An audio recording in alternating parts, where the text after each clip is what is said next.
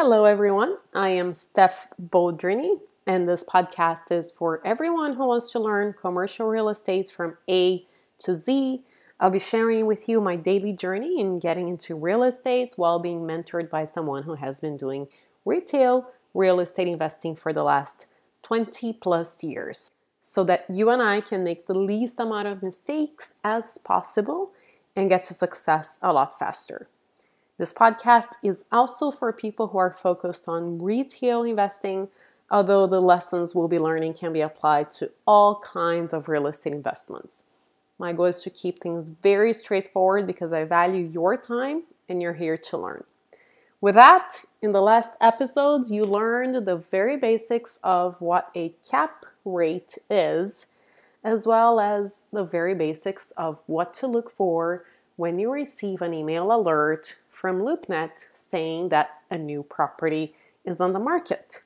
Today, we're going to be learning the questions that I ask when I call the seller's real estate agent after I take a look at the Loopnet property and find that this could be a potential property for myself. And all these questions I'm sharing with you are not necessarily questions you need to ask every single time, but it's a very good idea to cover at least most of them when you call the seller's real estate agent.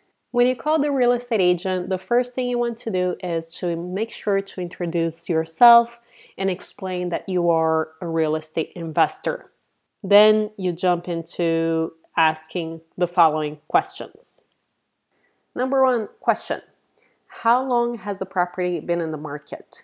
And the reason you're asking this is you want to understand if it's been in the market for a while, and if it has there been any offers on the property and why didn't it go through?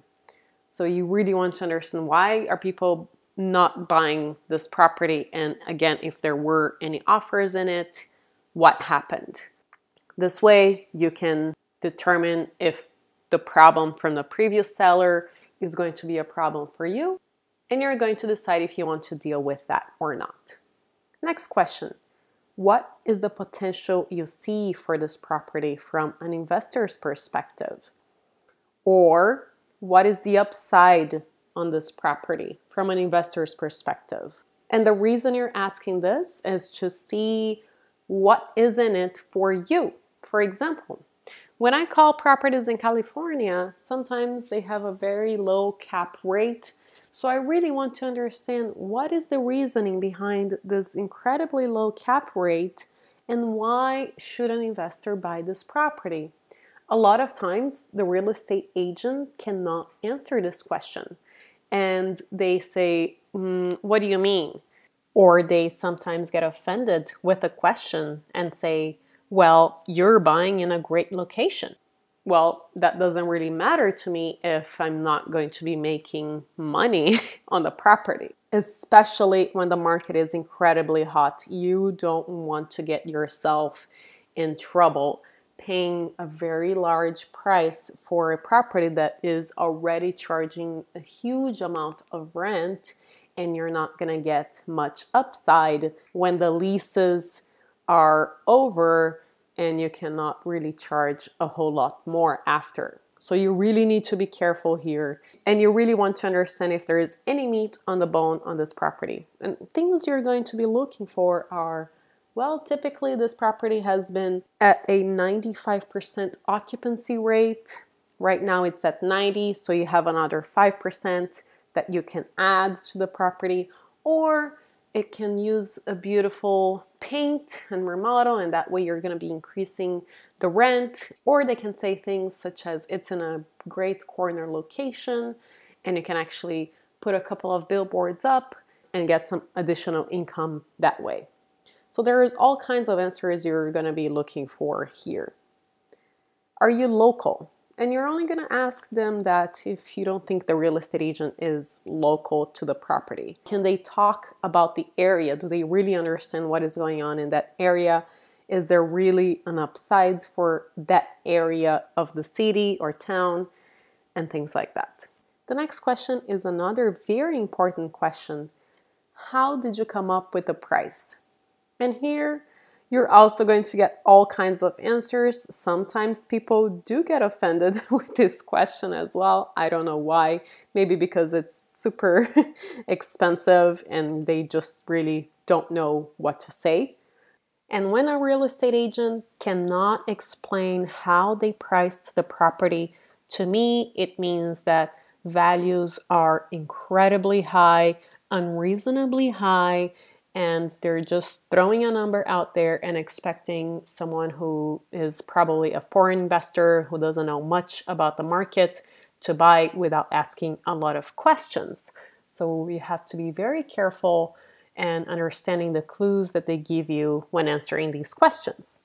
A good answer to this question, on the other hand, is we've taken a look at the other 5 properties that have recently sold in this area, and that's the price that is going per square footage, or we're basing this price on a cap rate of 5%, all of which are legit answers as long as there has been some work that has been done in order for them to come up with the price. A lot of times some real estate agents will go a little bit deeper and explain that, oh, properties here were listed for 170. We are actually listing this one for 150 per square foot. And it is also a corner unit, which is a whole lot better than the one that sold for 170 per square foot. The next question is, who is the seller? And how long has the seller owned the property? Here you want to understand if they're just quote unquote flipping the property, or if they've been in it for the long run, or if they're going through a 1031 exchange.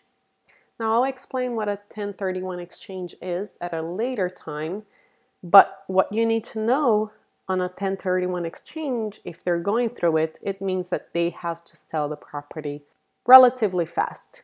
And this could potentially give you some leverage in negotiating the price when you're putting the offer down. Other things that you want to look for, especially during an economic downturn, is if there has been a death in the family and that's why they're selling, because the family has to pay, unfortunately, inheritance taxes. And these taxes are due really fast. The government does not wait around. So when we are in a down economy and they need to sell because there has been a death in the family, the owner of the property passed away, there is definitely a huge room for negotiation. And I have heard of properties that were listed during the downturn for an incredibly low price, and they ended up being sold at half that price because the family had to sell. This is when you can get the deal of a lifetime that is going to set you up for life. Is there any known contamination in the property? And the reason you're asking this is because you really don't want to be spending thousands and thousands of dollars removing that contamination. Whether they know if there is contamination or not, you're going to have to end up doing what they call a phase 1 environmental report. And sometimes the seller does that when the property is incredibly expensive. They will take care of this environmental report beforehand.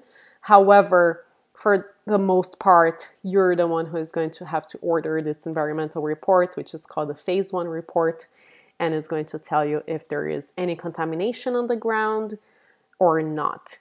If there is contamination on the ground, it's going to cost you a lot of money to remove it, and you probably don't want to be dealing with that. A couple of things for you to note there are, number one, if it is next to a gas station or if it's next to a dry cleaner, it is probably contaminated. However, if it's next to a big corporation such as Chevron or Texaco, they will take care of it.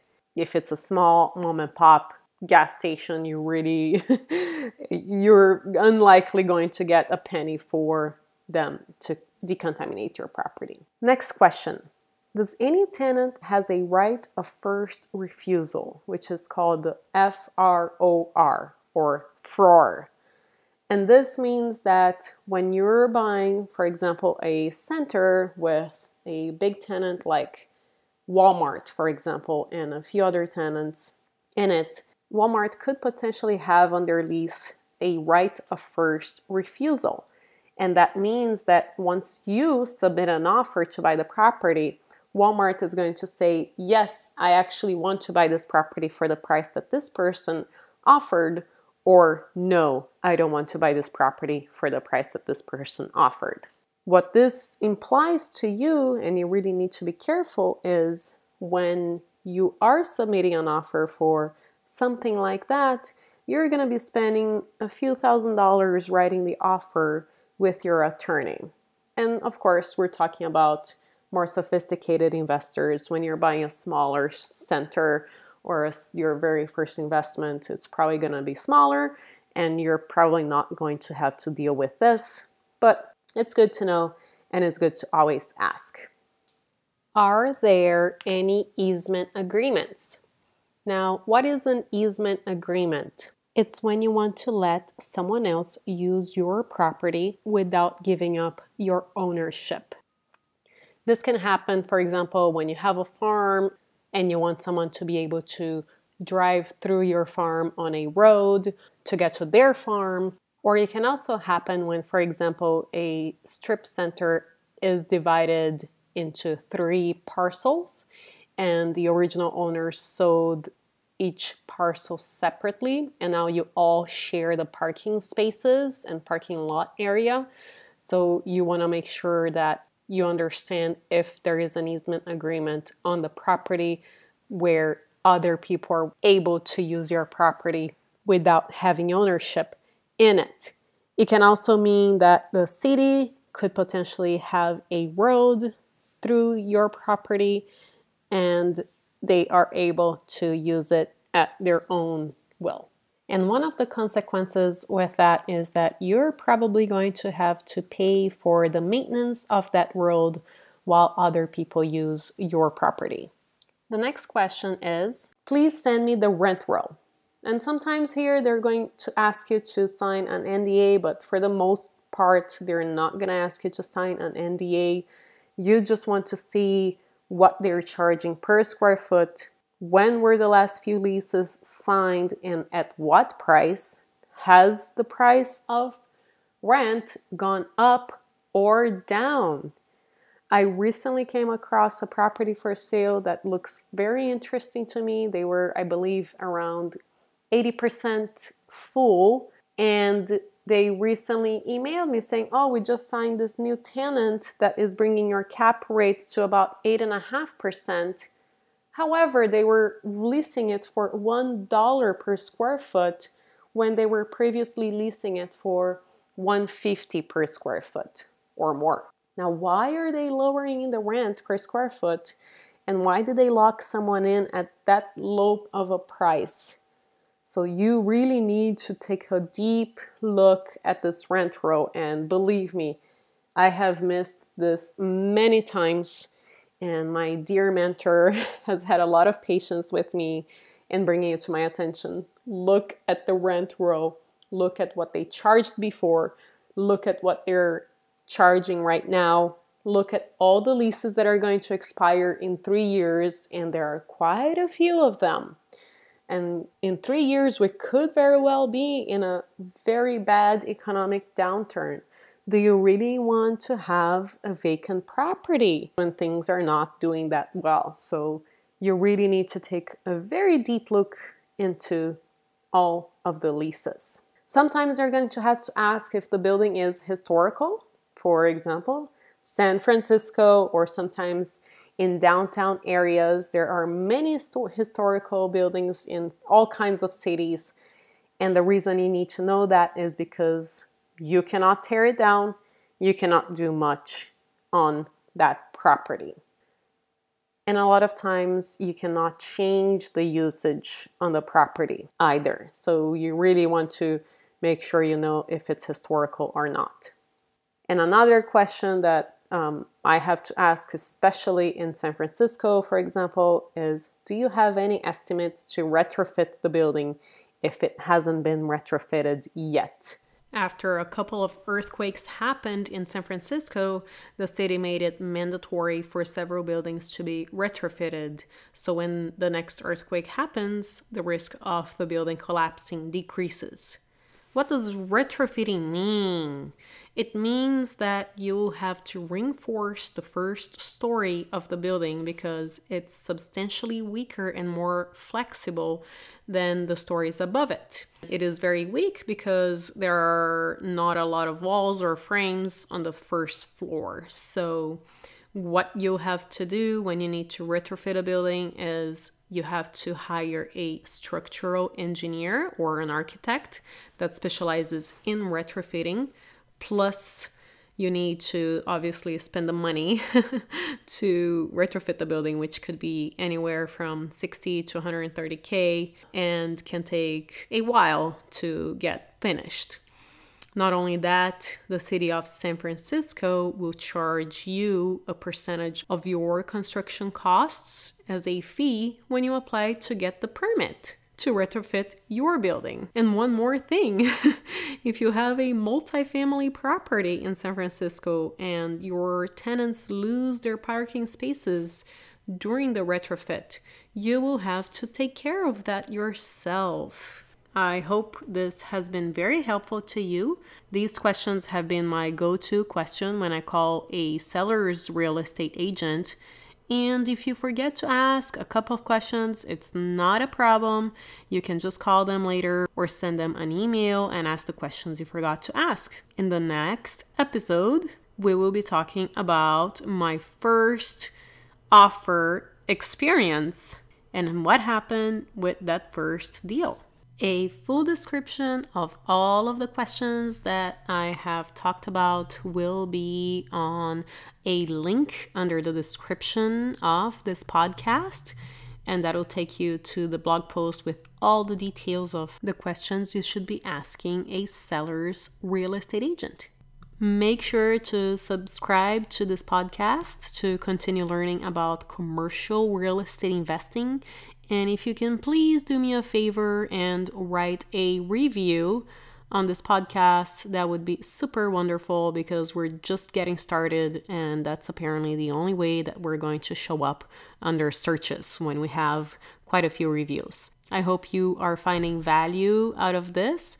Feel free to reach out to me and ask me any questions.